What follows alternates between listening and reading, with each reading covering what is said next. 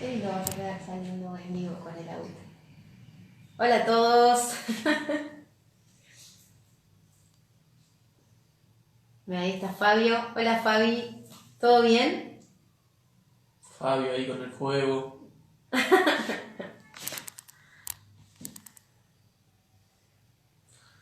Uno de los mejores cantantes que tiene Jesucristo Rey de Gloria. Fabio. Ahí está Alejandra García. Bienvenida. Buenas tardes a todos. Estamos esperando que se conecten, ¿sí? Para poder dar comienzo a una serie nueva de jóvenes comisionados. Donde, contanos un poco, Pablo, ¿qué vamos a estar hablando en esta nueva sección? Es una sección donde vamos a estar hablando de personajes de la Biblia. Sus caracteres, sus perfiles, sus mensajes, su relación con Jesús. Así que va a estar muy interesante. Prácticamente todos, si mal no recuerdo, son personajes cercanos a la persona de Jesús. Así que no se lo pierdan, realmente va a estar muy, pero muy interesante. Y aparte tenemos grandes invitados, así que eso también es súper importante. Así que bueno, mira, ahí está More, ahí está Juliano, de a poquito se van conectando. Uy, mira, Joan Cipriano. Oh, no sé quién será. Bruno Jesus. Brunito, ahí está también conectándose. Gracias por estar ahí, por acompañarnos. Bueno, si bien estamos nosotros en el vivo, Sí, caímos en así realidad todos somos parte de de sorpresa. jóvenes comisionados, así que esperamos ahí que se puedan seguir conectando de a poquito. Ahí está Maca también. Y bueno, vamos viendo cómo... Qué lindo lo vemos.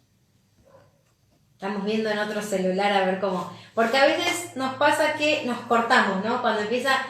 le damos aceptamos la solicitud del invitado, nos cortamos. Entonces no queremos cortarnos y nos vamos viendo.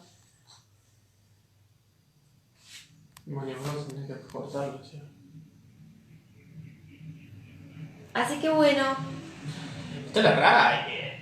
nuestra pastora Estela debe estar con Johnny ahí, con Johnny 31, le mandamos un beso enorme Ya también. se acercan los 32. Ya se acercan los 32. Bueno, y ahí tenemos nuestro invitado, que ya está conectado. Así que 2 minutitos más vamos a estar esperando para poder arrancar y poder estar comenzando, ¿sí? Bueno, aquellos que forman parte de comisionados, no se olviden que ahora estamos teniendo nuestras reuniones presenciales, ¿sí? Así que, bueno, también se van a venir algunas actividades nuevas, así que estén muy atentos, ¿sí? A todo lo que vamos a estar haciendo. Y también es importante que estén conectados a los live, porque también cada tanto hacemos algunas preguntas, ¿o no? Sí. El sábado anterior estuvimos también reunidos, por supuesto con todos los protocolos que tenemos que cumplir como iglesia, pero pudimos estar hablando con los chicos acerca de los vivos anteriores y estuvo muy bueno. ¿Qué te pareció a vos? Sí, muy interesante. Salieron preguntas, algunas muy interesantes, muy polémicas, pero es una muy buena oportunidad, no solamente para compartir, sino también para despejar dudas que por ahí en algún culto o en otros espacios no se pueden despejar.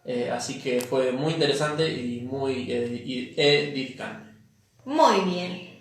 Así que, dicho todo esto, vamos a enviarle, sí, al invitado de hoy. A ver, ¿cuántos saben quién es el invitado? Nos lo escriben ahí abajo en los comentarios. A ver. Hola, hola. Hola. ¿Qué tal? ¿Cómo están? Buenas tardes. Un gusto ¿Cómo va volverlos a todo? ver. Una vez más estamos acá juntos, compartiendo. Así es, un gusto compartir con ustedes otra vez este tiempo. Sí, realmente es un privilegio tenerte con nosotros, Jonathan. Estamos muy felices.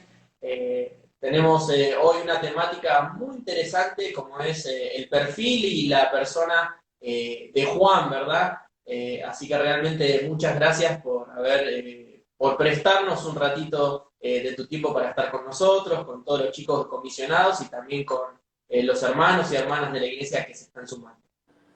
No, muchas gracias a ustedes, a los pastores, a todo el equipo por la gentil invitación para compartir de estos asuntos que siempre son edificantes e importantes que también en nuestra generación se sepa y se conozca. Así que si te parece, comenzamos con una pequeña oración y ya arrancamos con la temática del día de hoy, que es el apóstol Juan. Por favor, adelante. Bueno, oramos. Señor, te damos muchas gracias por este tiempo, Señor, que tú nos regalas para poder seguir creciendo en tu palabra, poder seguir siendo edificados, Señor, como cuerpo de Cristo. Te damos gracias, Señor, por la vida del profeta Jonathan, que dedica un poco de su tiempo también para ser usado por ti, Señor. Te pedimos que sea tu gracia sobre su vida y una gran bendición del cielo sobre él, Señor. Te pedimos ahora que tú nos estés hablando y que tu Espíritu Santo nos esté ministrando en este tiempo. En el nombre de Jesús oramos. Amén y amén. Así que bueno, como para empezar tenemos una primera pregunta. ¿Quién fue el apóstol Juan? Bueno, el apóstol Juan fue uno de los 12 discípulos de Jesús. Fue lo que algunos llaman, y yo me adhiero a ese pensamiento, el discípulo amado de Jesús. Juan era hijo de Zebedeo, hermano de Santiago, era parte del grupo cerrado de Jesús, de hecho era parte de los tres, Pedro, Juan y Santiago eran ahí como el trinomio, la delantera de Jesús en términos futbolísticos, eran el 10, el 7 y el 9, ¿no? Estaban muy cercanos ahí a todo lo que Jesús experimentaba en su ministerio terrenal. Era llamado también hijo del trueno o Boanerges, ¿no? Por su pasión, por su ímpetu. Una característica muy importante de Juan, por lo menos que a mí me identifica bastante, es Juan era joven cuando comenzó a seguir a Jesús. Se estima, algunos dicen, que Juan tenía entre 15 y 18 años cuando comenzó a seguir a Jesús, así que era un muchacho. Por eso también hace más creíble la idea de que aquel Juan del Apocalipsis, que se escribió alrededor de, algunos dicen del 66, otros nos apegamos un poquito al 90 después de Cristo, ya era un Juan viejo, y es compatible con la idea de que sea Juan el evangelista o Juan el que acompañó a Jesús en sus primeros días, en sus primeros años del ministerio terrenal. Así que Juan es una figura muy importante, ¿sí?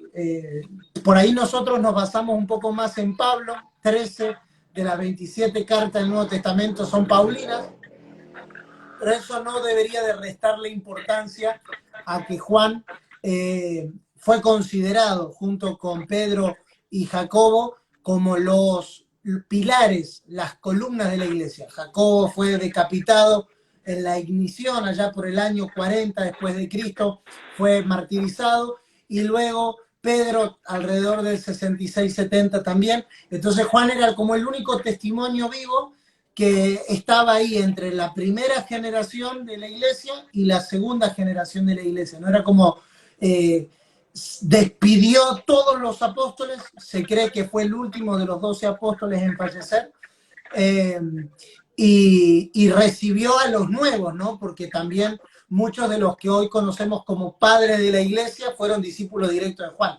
Orígenes y otros más, Policarpio. Entonces Juan es una figura muy, muy interesante, muy importante dentro de lo que es la vida de la iglesia del primer siglo, por muchas razones, pero me limito a esa pregunta. ¿Quién fue Juan? Ese fue Juan, sí, en rasgos generales. Claramente alguien muy importante, ¿verdad? Dentro de los 12 y también para la iglesia de hoy por todo el contenido revelatorio que ha dejado en la escritura, ¿verdad? Y yendo más puntualmente a su perfil y a su vida, ¿qué características podemos rescatar de la vida del apóstol Juan, del carácter del apóstol Juan, de los diferentes momentos tal vez de la vida del apóstol Juan? Por recién mencionabas que se puede haber dos Juan distintos, ¿verdad? El del Evangelio y el del Apocalipsis. ¿Qué podemos rescatar de su vida y carácter?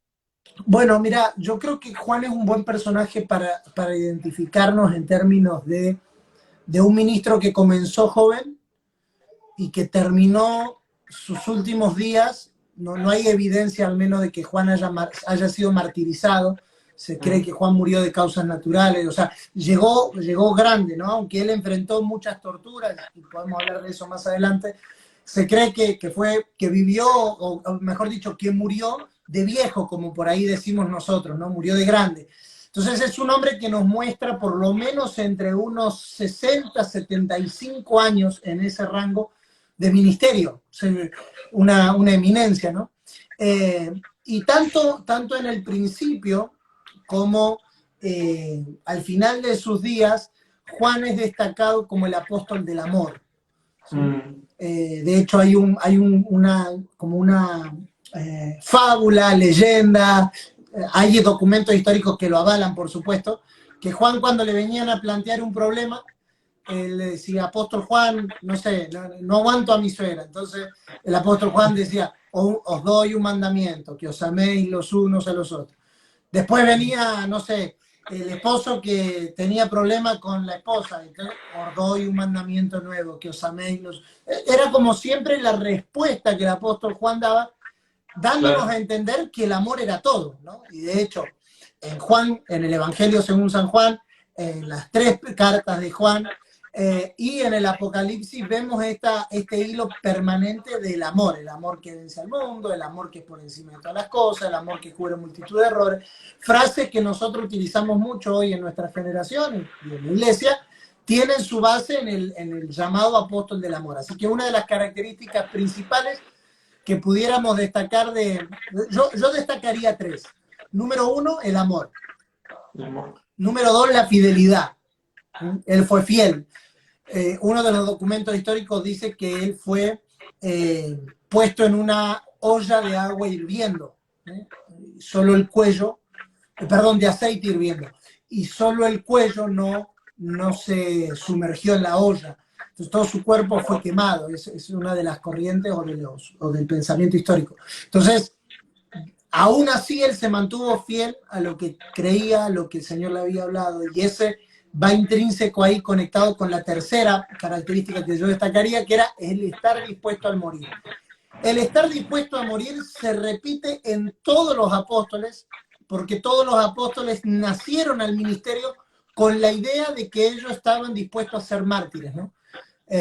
Y seréis mis testigos, dijo Jesús. Esa palabra testigo es la palabra martur, que significa literalmente mártir, uno que está dispuesto a morir por lo que cree. Entonces, si pudiera destacar 3 cosas de Juan, número 1 sería el amor, número 2 sería la fidelidad y número 3 sería el estar dispuesto a morir. ¿Sí? Wow, extraordinaria. No tenía la data que mencionaste, por eso me quedé sorprendido con que había sido puesto todo su cuerpo sobre aceite. La verdad que la primera vez que lo escucho me quedé helado. Increíble. Sí. Bueno, era una tortura muy normal en a la iglesia del primer siglo.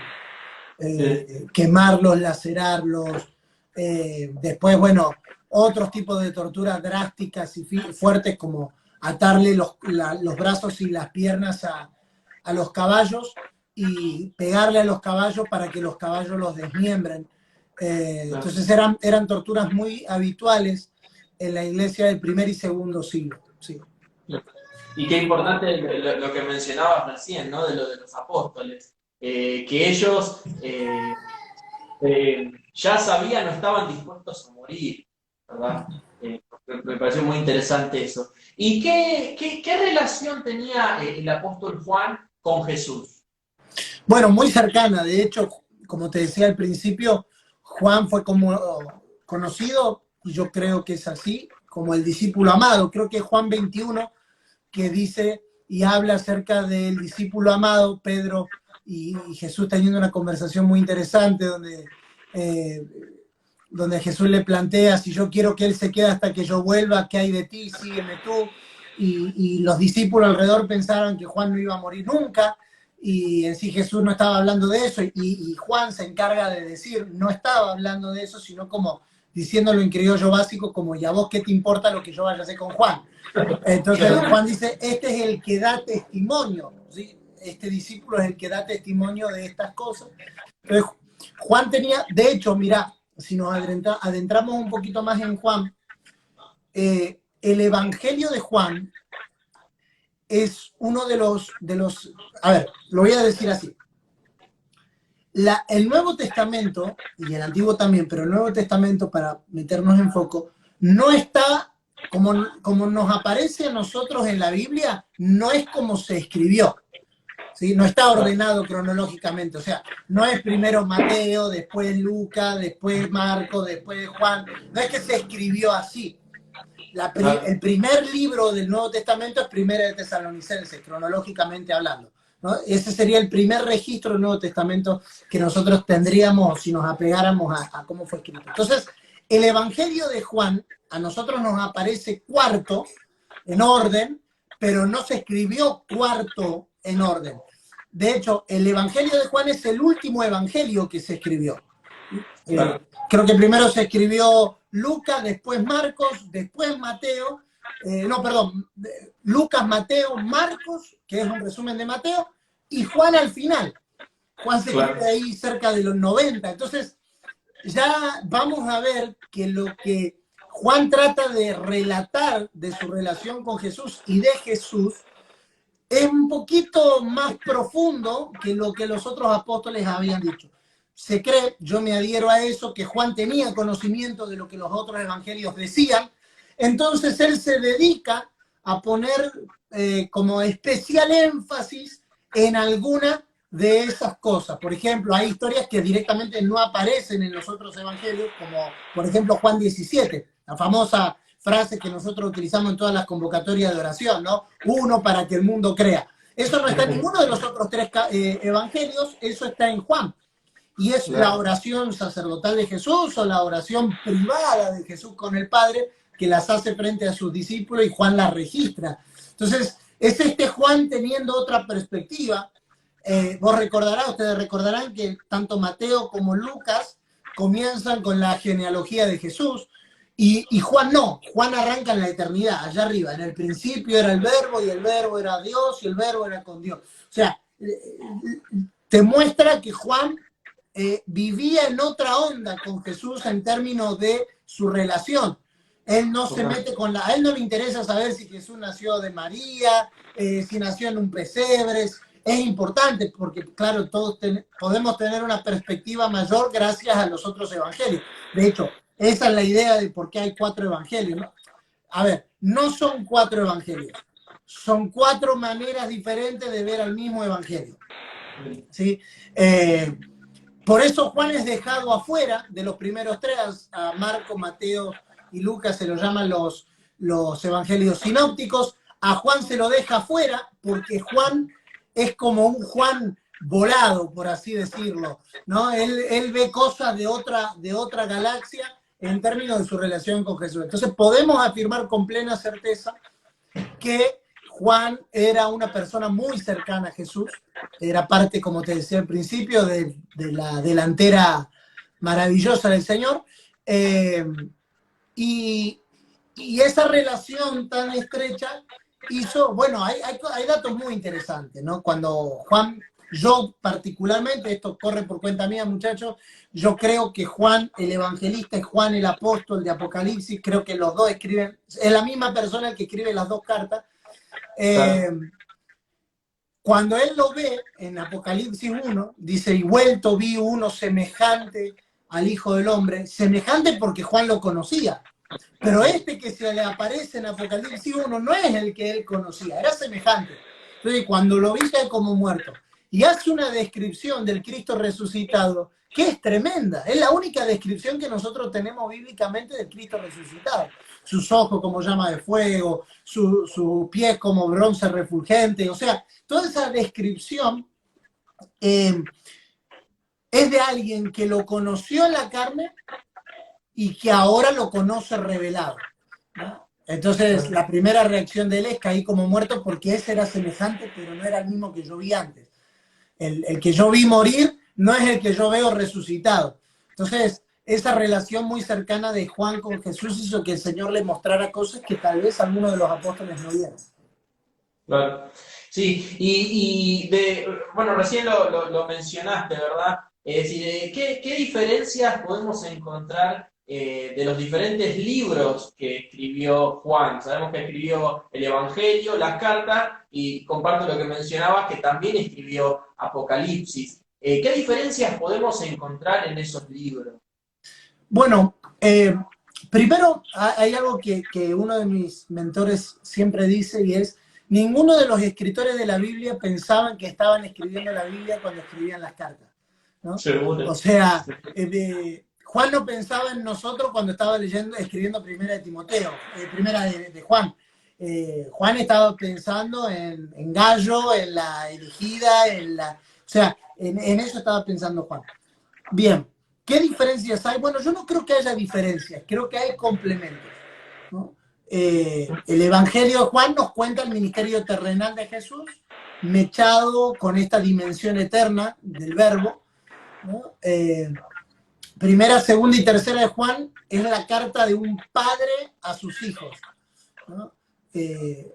Creo que es muy interesante destacar que tanto primera, segunda, tercera de Juan como primera y segunda de Timoteo son cartas tiernas, ¿sí? Cartas de despedida, cartas ya, él mismo se llama a sí mismo el anciano, ya de gente mayor, de gente procesada, donde ya se comienzan a decir, no discutan sobre estas cosas, no se metan en este pleito, no hagan problema por esto, ¿no? Por ahí nosotros vemos a los apóstoles en los primeros años del ministerio, ahí, como a veces nosotros los jóvenes, ¿no? Con ímpetu, con fuerza, con pasión, con cortar oreja, con cortar cabeza, que en tu nombre vamos a hacer pedazo a todo el mundo, ¿no?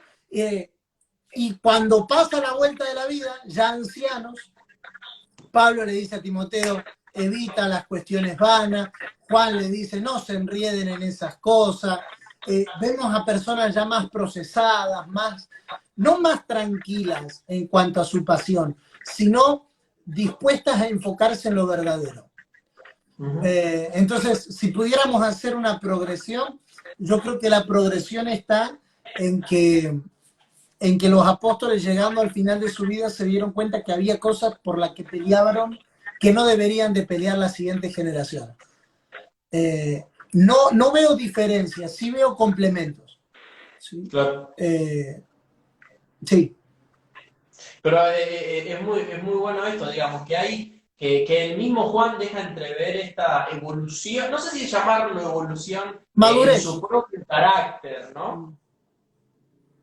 Madurez, templanza, tranquilidad. Claro. Hay una frase que a mí me bendijo mucho hace un par de años atrás, cuando un pastor le estaba diciendo a otro, yo no creo en que haya que hablar en lenguas, yo no estoy de acuerdo. Entonces este pastor le puso la mano en el hombro y le dijo, tranquilo, fulanito, yo no voy a ir a la guerra con vos por eso. Si vos no querés creer, no hay problema. Yo no voy a dejar de creer, pero no voy a entrar en una discusión. Y ese es un poco el espíritu de alguien que fue procesado, madurado, ¿no? Que las situaciones, los procesos. A veces nosotros en nuestra juventud queremos discutir con todo, y con todos, y para todos tenemos argumento, y para todos tenemos razón, y no está mal, pero una persona que ya está de vuelta se da cuenta que hay cosas que no valen la pena ir a la guerra. Entonces son esas frases, evita, no te enriedes, ¿no? Ten cuidado, no caigas en estas cosas. Vemos un apóstol Juan muy preocupado porque la iglesia ame las cosas del mundo, no améis las cosas del mundo, que no es lo mismo que amar al mundo. Así que creo en eso, creo que cada carta nos muestra una faceta diferente en el proceso de la madurez. Lo mismo nos pasa con Pablo, no lo tocamos porque no es nuestro tema en cuestión, pero no es el mismo Pablo que escribe Gálatas que escribe Filipenses. A los Gálatas le da así, con el nuevo pacto por la cabeza. Gálatas insensatos, ¿quién los fascinó? Los trata de tontos, los trata de todos los colores a los Gálatas. En Filipenses mucho más tranquilo, mucho más relajado, regocijado, otra vez digo, como ya ciertas cosas que no quiero pelear. Y esa es la progresión que vemos en el Evangelio de Juan, primera, segunda y tercera de Juan, y en el Apocalipsis. Pero es muy interesante porque también esto nos muestra decir que, bueno, en este caso el apóstol Juan, pero todos los apóstoles también tuvieron que ser procesados y que Dios también fue trabajando en la vida de ellos, porque a veces uno habla de los apóstoles y los ve como, está bien, fueron usados por el Señor y hoy leemos lo que ellos escribieron, pero ellos también fueron procesados y fueron creciendo también en su madurez y en su relación con Dios. Y si Juan estuviera hoy en vida, ¿cuál sería el mensaje que Juan le daría a la iglesia de hoy? Un mandamiento nuevo os doy, que os améis los unos a los otros. Creo que esa sería la respuesta de Juan. Creo que Juan nos mandaría a todos a amarnos más. A diferencia de Pablo, yo creo que Pablo nos mandaría a combatir unánime por la fe del Evangelio. Juan nos dijera, muchachos, esto... A ver, miren, conecto con lo que veníamos diciendo. Nosotros tenemos que tener en perspectiva dos cosas cuando estudiamos, se los digo por Juan y se lo digo por todos los demás personajes que van a estudiar, lo cual me parece maravilloso. Primero, son humanos, fueron humanos.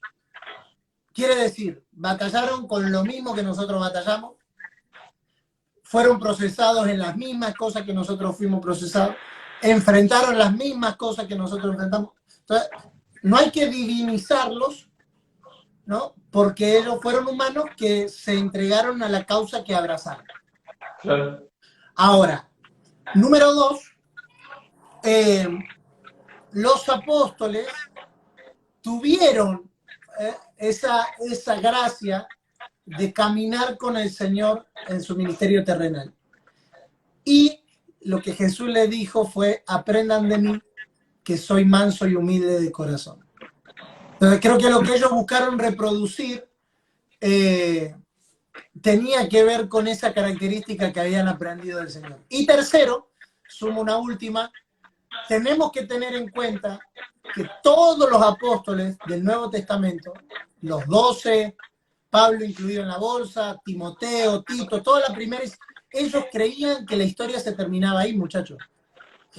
Es un detalle que no hay que pasar por alto. ¿Por qué? Porque cuando se escriben ciertas cosas, por ejemplo, te mencionaba al principio primera de Tesalonicenses, Pablo dice, en cuanto a la segunda venida de nuestro Señor Jesucristo y nuestra reunión con Él, él creía que eso pasaba ahí. ¿Sí? Juan cita, aquí vengo pronto. Todas esas cuestiones, ellos lo tenían como que se terminaba ahí con ellos la historia. O sea, el Señor viene, no todos mueren, todos no somos transformados, cielo nuevo, tierra nueva, el Señor va a vencer a los enemigos, o sea, ellos jugaban con ese factor. ¿Qué es lo que pasa? Comienza a pasar los días, ¿sí? Y el Señor no vuelve. Comienzan a pasar los años y el Señor no vuelve. Comienzan a pasar las décadas y el Señor no vuelve.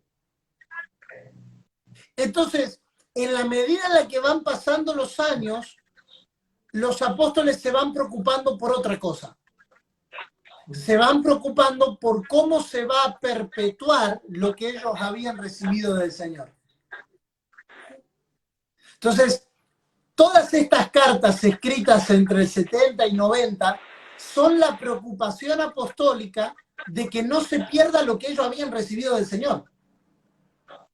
De hecho, hay dos discípulos, Orígenes y Policarpo, que eran discípulos de Juan. Orígenes, que era, si no me equivoco, obispo en Cartago o por ahí, él tenía la misma forma de resolver los problemas que Juan. Iban a Orígenes y le decían, tenemos un problema conyugal, y él decía, os doy un mandamiento nuevo, os améis los unos. ¿Por qué? Porque ellos trataban de reproducir lo que habían aprendido de los apóstoles. No estaban inventando algo nuevo. Entonces, por ahí la preocupación de Juan, en primera, segunda, tercera, inclusive en el Evangelio, inclusive en el Apocalipsis, era precisamente eso. Nos estamos muriendo todos, el Señor no volvió, vamos a garantizar que no se nos eche a perder lo que el Señor hizo o lo que el Señor nos comisionó para hacer publicidad y meter el chivo de jóvenes comisionados. Y hoy llegamos a jóvenes comisionados porque de generación en generación se fue perpetuando el mandamiento apostólico, ¿no? Claro. Entonces, eso es una característica que yo creo que si el apóstol Juan estaría presente hoy en nuestros días, nos diría, ámense los unos a los otros, porque lo único que garantiza que esto no se pierda es que amemos a Dios y amemos a las personas. Extraordinario. ¿Y cómo nos muestra a la persona de Jesús los escritos de Juan? ¿Cómo Juan veía a la persona de Jesús? Bueno, Juan, como decía al principio, tenía una perspectiva muy cercana a Jesús. De hecho, él nos muestra facetas de Jesús. Por ejemplo, la única vez que la Biblia registra que Jesús lloró, lo registra Juan.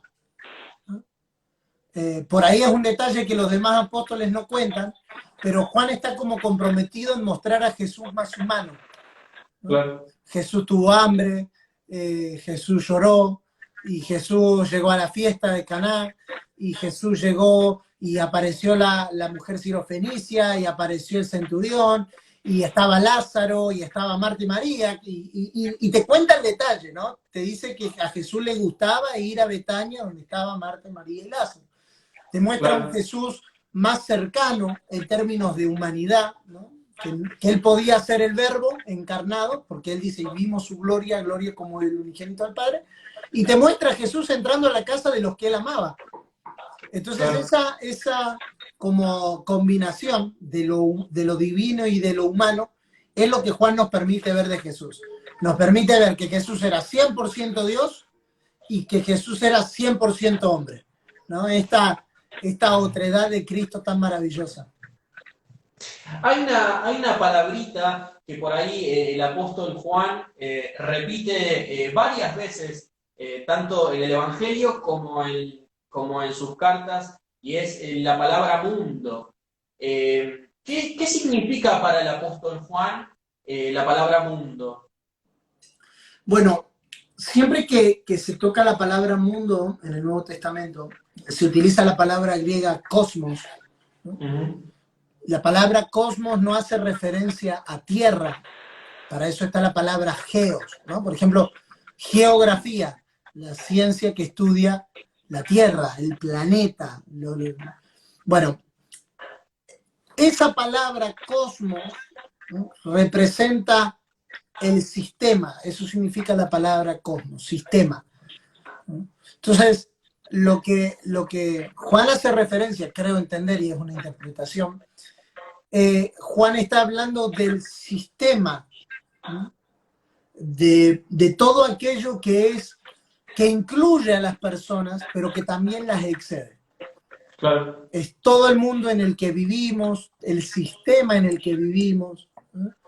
No estar hablando del planeta Tierra, sino del sistema que está dentro de ese planeta. Entonces, hay una aparente contradicción, que gracias a Dios que lo mencionás, porque Juan 3:16, pasaje emblema, ¿no? de los evangélicos, porque de tal manera amó Dios al mundo. Y Juan te dice, no améis al mundo, entonces ¿en qué quedamos? ¿Amo al mundo o no amo al mundo? Y ahí está, creo que la clave. El concepto de no amen al mundo ni a las cosas que en él hay, tiene que ver con no amar al sistema más que a Dios, ¿no? Claro.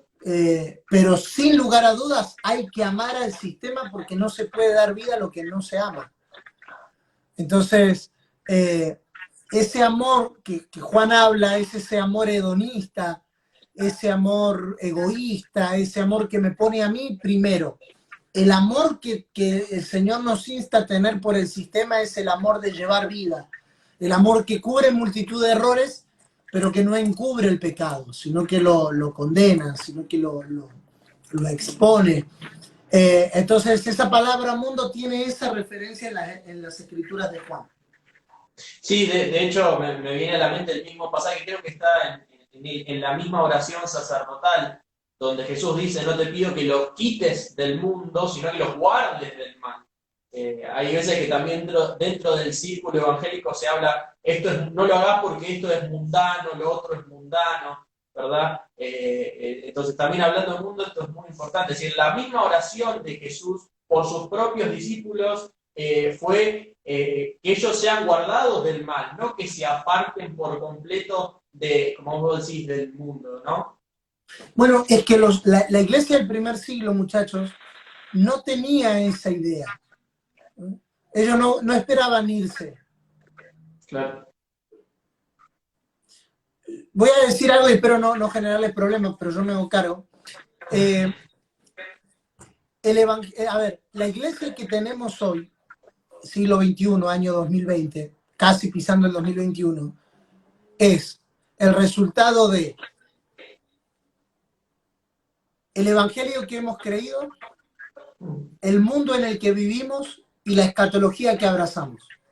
Nosotros, no sé cuántos años tienen ustedes de cristianos, yo los tengo desde que nací, venimos saliendo de una generación donde se decía no estudie porque Cristo viene, ¿no?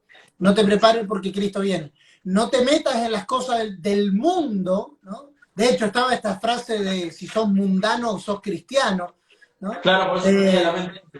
¿No? Y no te metas porque eso es mundano, no vas a estudiar porque eso es mundano, no vas a trabajar porque eso es del mundo.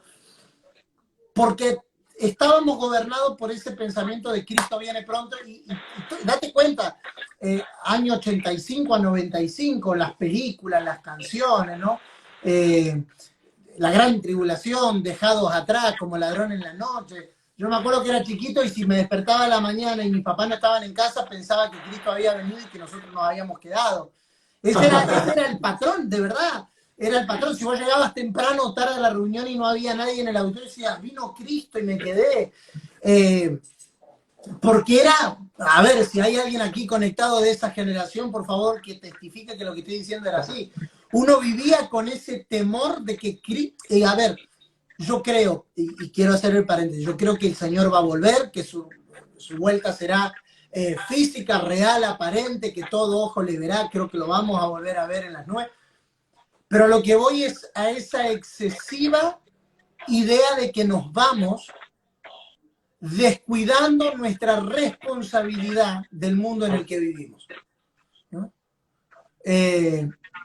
Entonces vemos que el evangelio en el primer siglo llegó a todos los estratos sociales. No había distinción de ricos y pobres. No había distinción de preparados y no preparados. De hecho, por ejemplo, Filemón era un hombre rico de su ciudad y Onésimo era esclavo. Y se cree que Onésimo era esclavo de Filemón, a quien Pablo le pide que lo reciba como hermano en Cristo, pero que por sobre todas las cosas, Onésimo era el pastor de Filemón. O sea, ponete a pensar un momento la locura de que el esclavo de lunes a lunes sea el pastor el sábado que se reunía, no el domingo que se reunía. No había una separación del mundo en el que se vivía. De hecho, creo que es Romanos, capítulo 16, dice, los de la casa del César os saludan. O sea, había una casa iglesia en la casa del emperador de Roma. O sea, el evangelio tenía la capacidad de llegar a todo lugar y a todos los estratos sociales, porque no había una separación entre lo espiritual y lo secular. Todo era, y eso es una clave que hay que entender, todo era absolutamente espiritual, no había separación. A ver, si nos vamos un poquito más acá, a la Reforma Protestante de 1517, con Lutero clavando las 95 tesis, nosotros vemos, yo les recomiendo un libro que estoy leyendo que se llama El legado de la Reforma. Ese libro cuenta cómo lo que la gente vivía y experimentaba en las reuniones congregacionales lo podían llevar al lugar donde vivían. Ustedes saben que uno de los postulados de la Reforma Protestante era el sacerdocio de todos los santos, es decir, que no había un clero y un laicado, sino que todos los que habían nacido de nuevo podían servir a Dios. Eso produjo que las naciones que abrazaron el protestantismo, Inglaterra, Alemania, Suiza, se convirtieran en un rango de 50 a 60 años en potencias mundiales. La primera, segunda revolución industrial fue en Inglaterra. La nación más avanzada en cuanto a sistemas económicos fue Alemania. La región por excelencia en términos de economía y finanzas es Suiza. Todas naciones que abrazaron la reforma protestante. ¿Por qué? Porque el zapatero, cuando hacía su zapato, porque zapatero a su zapato, lo hacía con la conciencia de que ese zapato tenía que darle gloria a Dios. Entonces él hacía el mejor zapato de su vida porque él sabía que con ese zapato él estaba sirviendo a Dios. Cuando nosotros logramos eliminar la separación de lo secular y lo espiritual y entendemos que todo es espiritual, en mi trabajo voy a hacerlo mejor porque estoy sirviendo a Dios.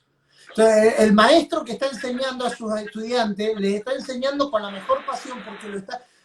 De hecho, el concepto o el versículo bíblico que rogaba en la Reforma Protestante era: y todo lo que hagáis, sea de palabra o de hecho, hacedlo como para el Señor. Entonces, ¿qué era el concepto? Yo soy, no importa si soy un magistrado de la ley, que era un puesto muy importante, o un señor feudal, o soy no sé, un zapatero, sin hacer distinción, simplemente en el lugar que yo estoy, sirvo a Dios, expreso a Cristo, manifiesto su vida. Entonces, ¿cómo no voy a ser el mejor zapato?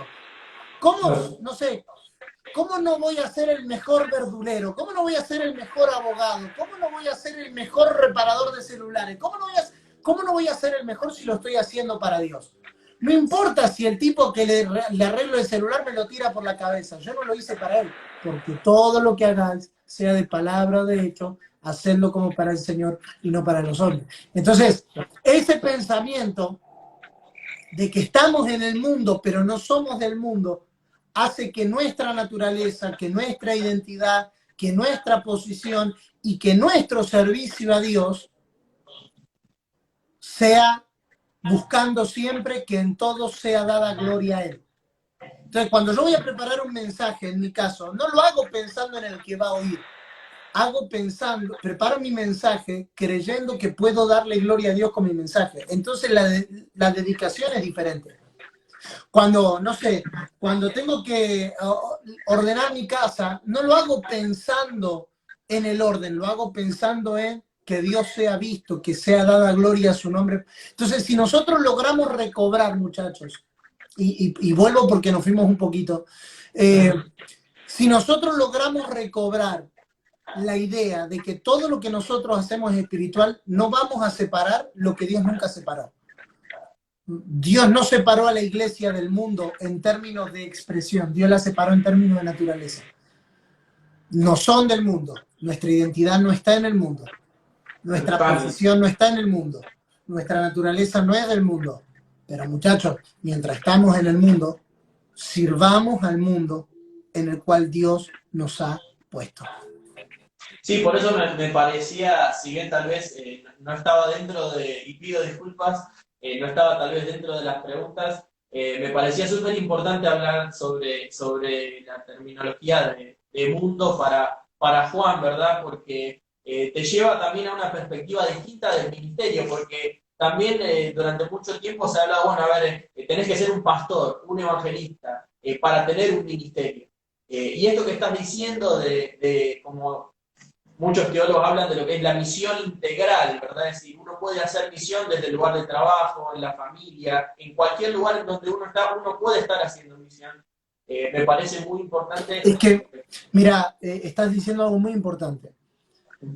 La iglesia perdió su efectividad cuando cambió el ir por el vengan.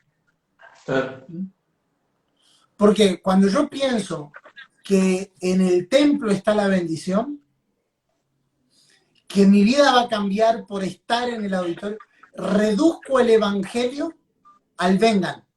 Y el evangelio nunca se trató del vengan. El evangelio siempre se trató del vayan. Id y hacer discípulos. Jesús no le dijo, esperen en Jerusalén hasta que todas las naciones vengan a Jerusalén y me conozcan. Él dijo, esperen en Jerusalén hasta que el Espíritu Santo venga sobre ustedes. Una vez que el Espíritu Santo venga sobre ustedes, muchachos, no los quiero ver más acá. De hecho, cuando la iglesia se acomodó, Hechos capítulo 8 dice que la iglesia estaba bombando en Jerusalén, había convertido por todos lados. El Señor dijo, muchachos, esto es hasta lo último de la tierra, vayan. Y les mandó una persecución.